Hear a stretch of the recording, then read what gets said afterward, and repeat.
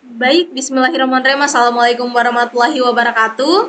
Perkenalkan, nama saya Pablina Aksaria dengan NIM S1 S1220096.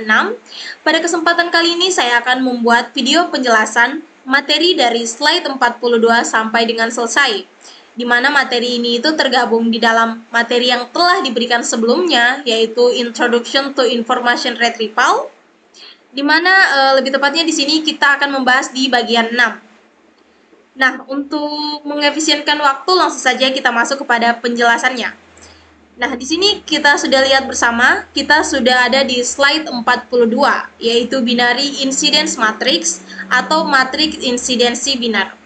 Nah, di slide ini, dokumen direpresentasikan sebagai vektor binar, yang artinya setiap kata dalam kosakata atau vocabulary diberikan nilai 1 jika muncul dalam dokumen, dan diberikan nilai 0 jika tidak muncul di dalam dokumen. Nah, untuk notasi matematisnya bisa dilihat ya pada layar, di mana di situ ada elemen 0 atau 1 sebanyak jumlah total kata unik dalam dokumen. Nah, artinya vektor ini itu berisi angka 0 atau 1 sebanyak jumlah total kata unik dalam seluruh koleksi dokumen. Nah, saya berikan satu contoh. Jika ada 100 kata unik, maka setiap dokumen jadi vektor dengan 100 elemen. Dan tiap elemen bernilai 0 atau 1 tergantung apakah kata itu muncul atau tidak di dalam dokumen. Selanjutnya, kita masuk di slide 43. Bisa dilihat di sini. Nah, di slide 43 ini adalah count matrix atau jumlah matriks, di mana setiap dokumen itu direpresentasikan sebagai vektor jumlah. Nah, di mana di sini tuh sekarang kita tidak hanya akan mencatat apakah ada kata yang muncul, tapi di sini juga kita akan menghitung berapa kali kata itu muncul. Misal, di sini bisa dilihat Caesar. Caesar ini muncul sebanyak 232 kali, maka nilainya pun akan 232 kali, seperti itu. Selanjutnya kita masuk di slide 44. Nah, pada slide 44 ini, atau di matriks bobot, di mana itu dari binar ke jumlah kemudian bobot. Nah, dalam tahap ini kita akan memberi bobot pada setiap kata menggunakan metode TF-IDF atau Term Frequency Inverse Document Frequency, yaitu cara menilai seberapa penting sebuah kata di satu dokumen dibanding dokumen lain. Nah, bisa dilihat notasi matematisnya pada layar, di mana di situ ada elemen R sub V dan sub, artinya vektor terdiri dari bilangan real atau desimal sebanyak jumlah kosakata atau V. Nah, angka-angka ini bisa berupa 0,0, 2,5, 5,25, dan seterusnya, tergantung nilai TF-IDF di setiap kata. Oke, lanjut di halaman 45. Oke, pada slide 45 ini,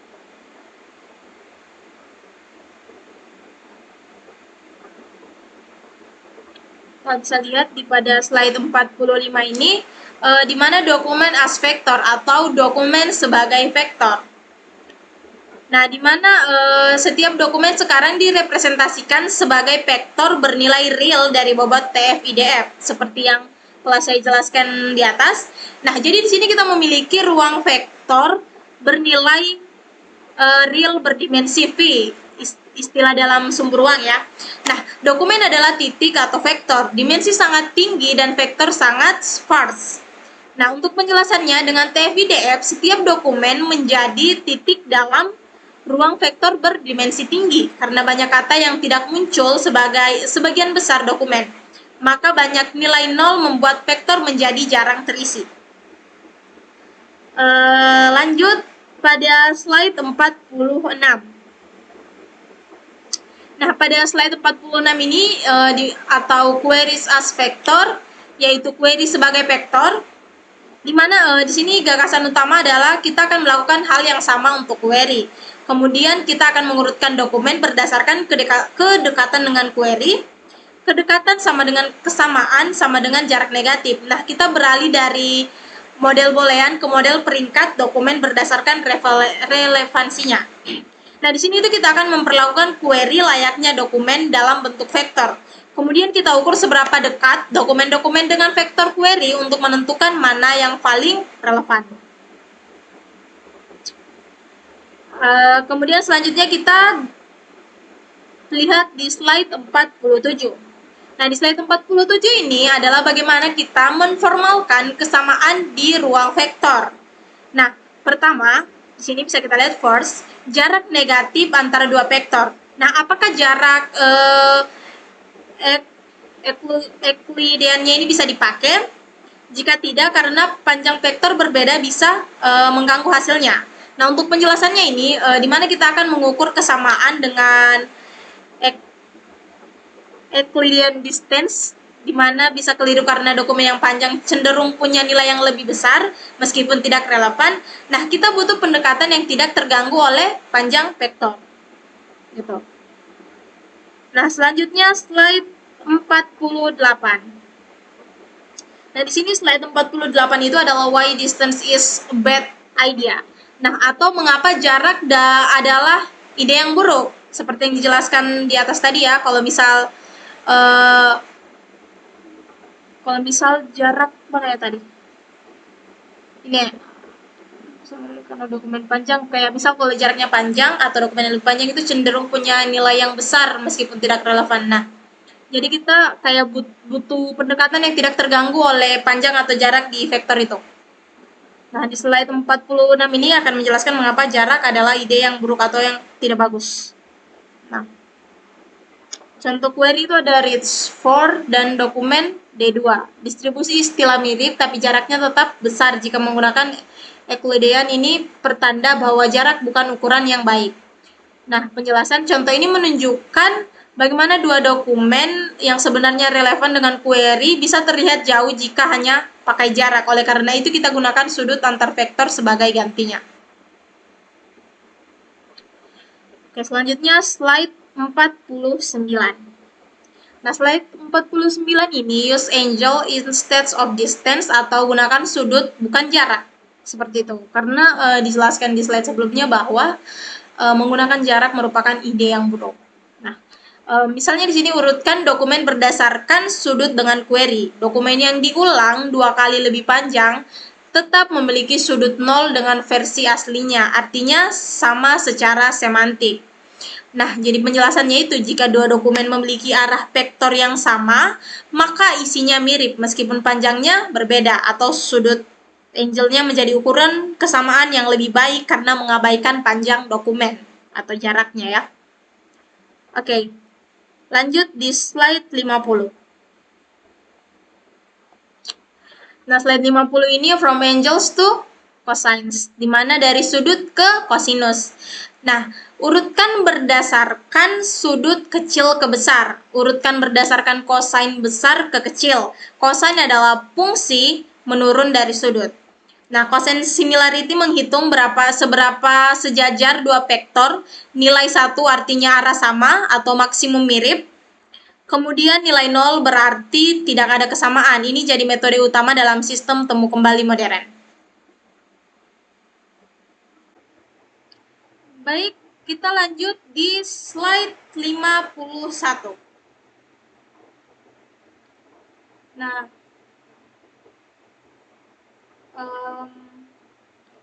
slide 51 ya.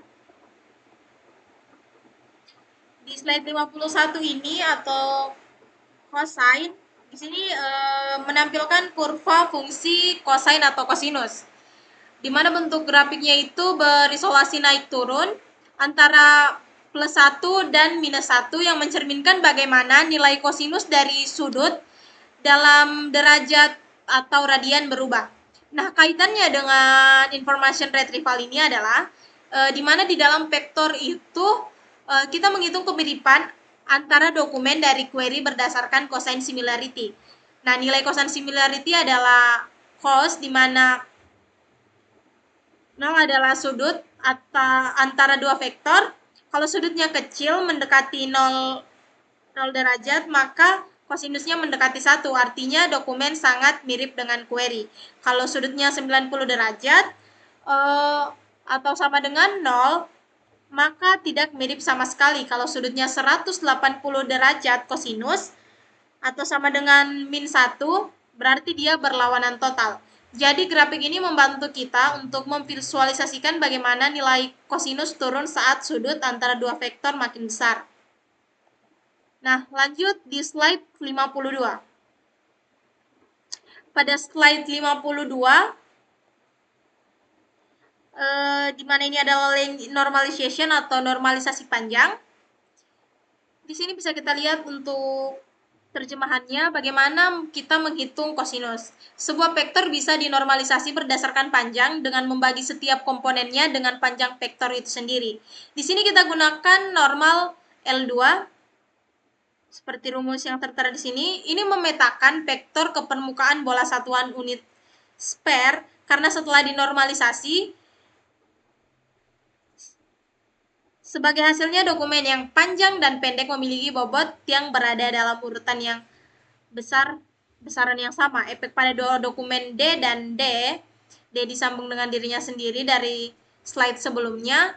Mereka memiliki vektor yang identik setelah normalisasi panjang. Penjelasannya di sini kan kita menggunakan L2 norm atau akar dari jumlah kuadrat setiap elemen vektor untuk menormalisasi panjang vektor. Nah, setelah dinormalisasi, panjang tiap vektor sama dengan 1, di mana semua vektor berada di permukaan bola satuan. Ini penting agar dokumen panjang tidak otomatis terlihat lebih penting hanya karena memiliki banyak kata.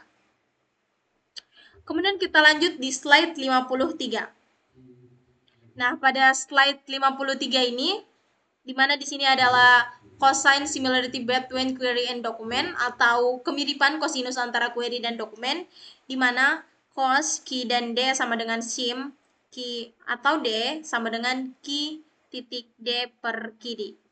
Nah, Q adalah bobot TF-IDF dari term ke I dalam query, D adalah bobot TF-IDF dari term ke I dalam dokumen, dan kemudian di sini ada Q dan D adalah panjang dari Q dan D. Ini adalah kemiripan kosinus dari Q dan D, atau secara ekuivalen itu kosinus dari sudut antara Q dan D. Nah, penjelasannya itu rumus kosinus ini menghitung tingkat kemiripan antara dokumen dan query. Jika sudutnya kecil atau kosinusnya mendekati 1, dokumennya sangat mirip dengan query. Namun jika besar kosinusnya mendekati 0, maka dokumen kurang relevan. Nah, selanjutnya kita masuk di slide 54, yaitu cosine for normalized vector atau kosinus untuk vektor yang dinormalisasi.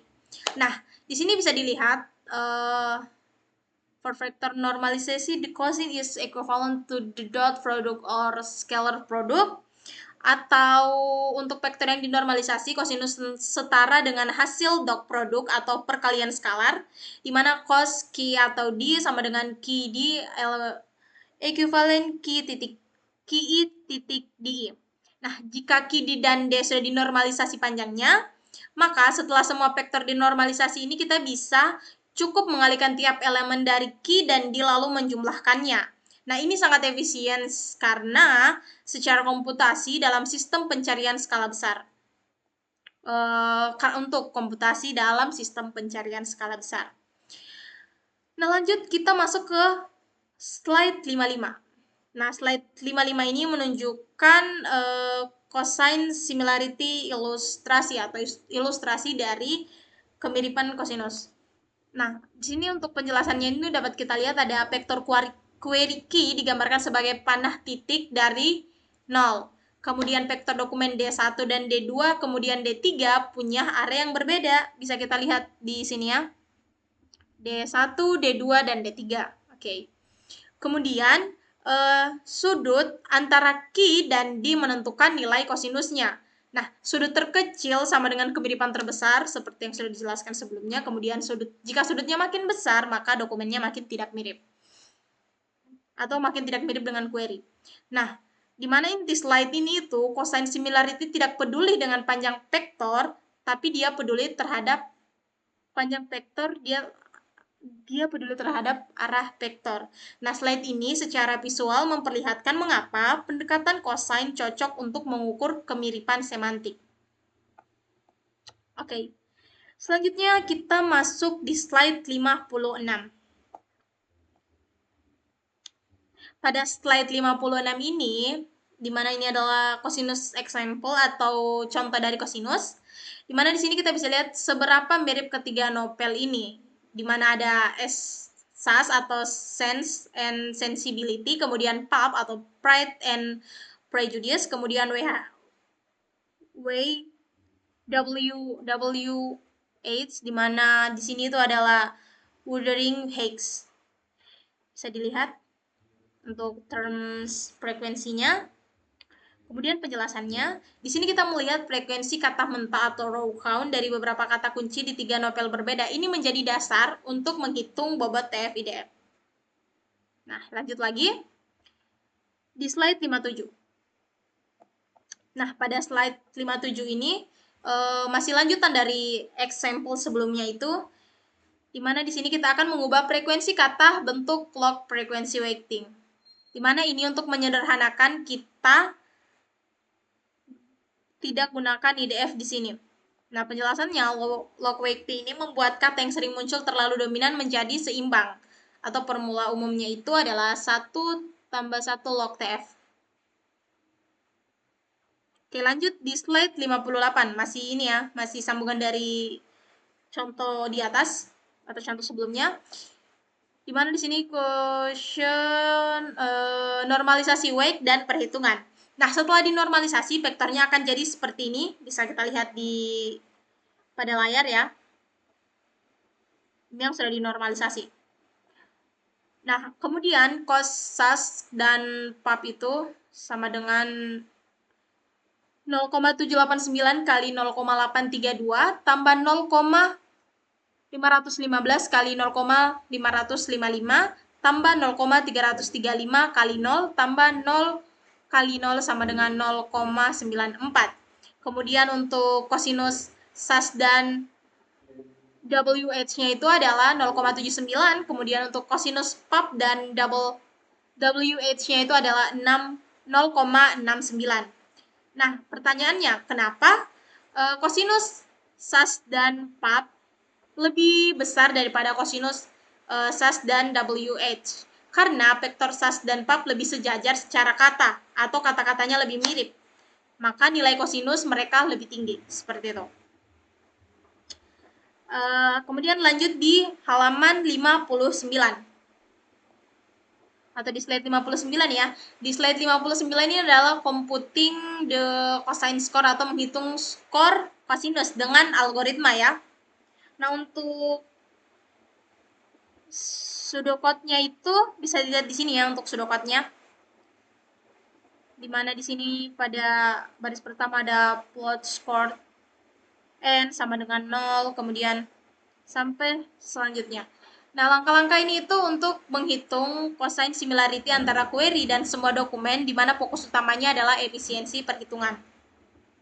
Bisa lihat di sini, kita buat dulu float score, kemudian plot length, kemudian di sini kita menggunakan for each query term dokumen, kemudian calculate with WT atau K dan ambil posting list untuk T untuk setiap pasangan D, TF T, D dalam posting scores. Nah, kemudian sini baca array length-nya, kemudian untuk setiap D, kemudian buat scores-nya, dan mengembalikan top key atau skor tertinggi dari skor. Nah, selanjutnya kita masuk di halaman atau slide 60. Nah, pada slide 60 ini, di mana ada components of TF-IDF weighting, di mana ini adalah komponen pembobotan TF-IDF. Di sini bisa kita lihat ada 3 tabel. Yang pertama di sini ada tabel temp frekuensi, kemudian yang kedua ada tabel dokumen frekuensi, dan yang ketiga ada tabel normalization atau normalisasi ya. Yang pertama di term frekuensi itu ada n titik row count, kemudian L itu atau log weight, kemudian A ada augmented, kemudian B ada boolean, kemudian di dokumen frekuensi itu ada N atau tidak dihitung, kemudian T sama dengan TF IDF, kemudian P probabilistic IDF, kemudian di tabel normalization itu ada N sama dengan known, C sama dengan cosine, dan B berdasarkan ukuran dokumen. Nah, penjelasan ini adalah kombinasi pilihan yang bisa digunakan untuk bobot TF-IDF, misalnya INC atau ATC dan lain-lain. Kemudian selanjutnya kita masuk di slide 61. Nah, pada slide 61 ini adalah TF-IDF example atau contoh TF-IDF. Nah, dokumen 1 log TF, kemudian N no IDF, kemudian C atau cosine norm. Kemudian query 1 log TF, TF IDF, N atau non norm, di mana penjelasannya adalah dalam praktik kita kadang memakai weighting yang berbeda untuk dokumen dan query. Pertanyaannya, apakah tidak adil jika dokumen tidak dihitung IDF-nya? Jawabannya adalah tergantung konteksnya. Oke, langsung saja kita masuk di slide 62. Nah, pada slide 62 ini atau masih lanjutan dari yang di atas yaitu TF IDF example. Di sini query-nya itu ada di sini kita punya query itu ada batch cars insurance dan dokumennya adalah cars insurance auto insurance. Nah, total skornya ini bisa kita lihat di sini. Halaman 62 ya. Nah, total skornya itu adalah 3,08, di mana perkalian antar bobot query dan dokumen memberikan hasil kemiripan. Kemudian normalisasi dokumen menjaga agar bobot tidak terlalu besar akibat panjang dokumen. Dan yang terakhir kita masuk di slide 63 atau yang terakhir. Nah, di slide 63 ini atau summary merupakan ringkasan penelusuran terurut dalam model ruang vektor, di mana representasi query sebagai vektor TF-IDF berbobot, kemudian representasikan setiap dokumen juga sebagai vektor TF-IDF berbobot, kemudian hitung kemiripan kosinus antara query dan setiap dokumen, kemudian urutkan dokumen berdasarkan skor kosinus, dan yang terakhir adalah kembalikan top key hasil atau dalam kurung misal key sama dengan 10 ke pengguna. Nah, penjelasan akhirnya inilah dia ringkasan dari sistem temu kembali berbasis model vektor. Semua bertumpu pada seberapa sejajar arah antara query dan dokumen dalam ruang vektor.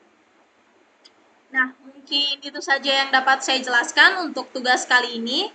Lebih dan kurangnya mohon dimaafkan. Saya akhiri dengan ucapan wabillahi taufiq wal hidayah. Wassalamualaikum warahmatullahi wabarakatuh.